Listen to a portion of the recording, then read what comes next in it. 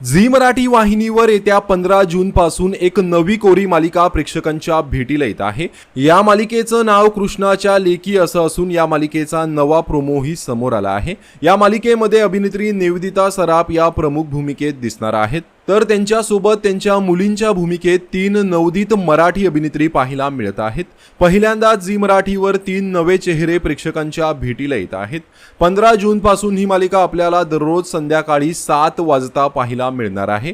त्यामुळे संध्याकाळी 6:30 ते 7:15 पर्यंत दाखवली जात असलेली शुभ श्रावणी ही मालिका आता 6:30 ते 7 वाजेपर्यंत दाखवली जाणार आहे।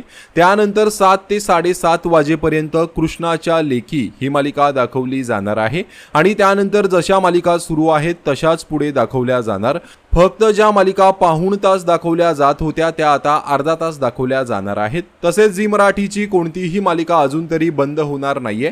आता झी मराठी लवकरच आणखीन एका आगामी नव्या मालिकेची घोषणा करणार आहे। त्यानंतर एखादी जुनी मालिका बंद होऊ शकते, पण सध्या तरी कोणतीच मालिका बंद होणार नाहीये, फक्त मालिकांच्या वेळेत बदल होणार आहे। तर झी मराठीची कृष्णाच्या लेकी ही नवी मालिका पाहण्यासाठी तुम्ही उत्सुक आहात का? कमेंट करून नक्की सांगा। धन्यवाद।